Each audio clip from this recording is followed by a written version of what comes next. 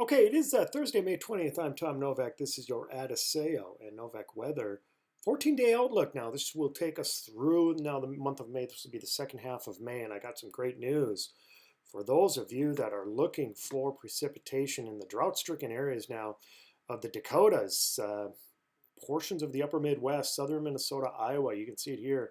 These are areas that really desperately need rain, and they are getting it as we speak.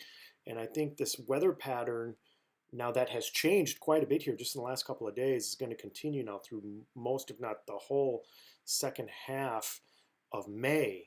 But yeah, again, great news. These are the areas that are in desperate need of rain, and I think they're going to get quite a bit of it. In fact, let's just get right to the 14-day outlook. I'm expecting above average precipitation from southern Canada, south into the plains states and the southern plains of the United States. You don't you must be living under a rock if you don't know that Texas has been hit hard by rain. And yes, that's an area of moisture that continues to move north, and I expect it to move into the northern plains and southern Canada as it's happening as we speak. Along with that, though, comes Gulf moisture, or I'm sorry, heat from the desert southwest and the southern plains that surges north into the northern plains, upper Midwest, and southern Canada. And a lot of that has to do with the jet stream structure as it rides north from the west coast of the U.S. into much of southern and western Canada.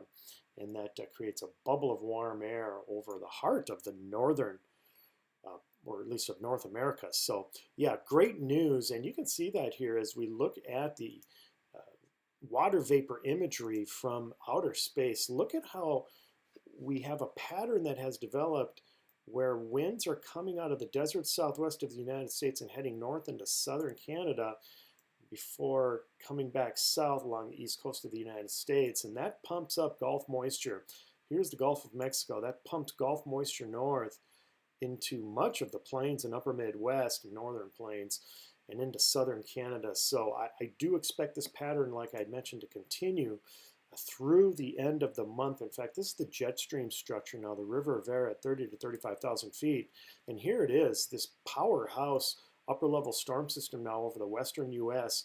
that continues to just kind of sit and spin over the western third of the United States. And then that, again, shoves a jet stream well north into Canada, and that creates a warm bubble of air along with moisture over much of the central and eastern portions of the United States. And I expect that to be in place for much of the next 10 to 14 days. Here it is.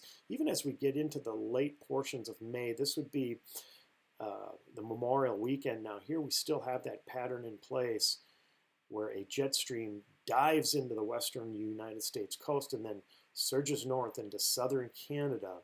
And that is a recipe for significant rain and heat over the central and northern portions of the United States. Here's the potential rain now through the end of May, and look at this.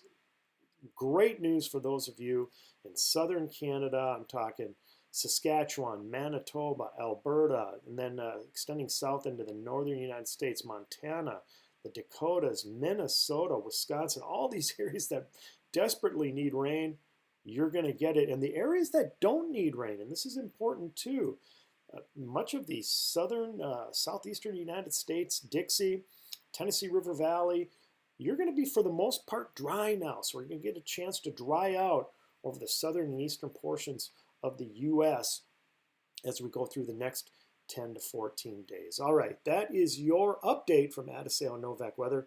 I appreciate you joining me. Everybody have a great rest of your month of May.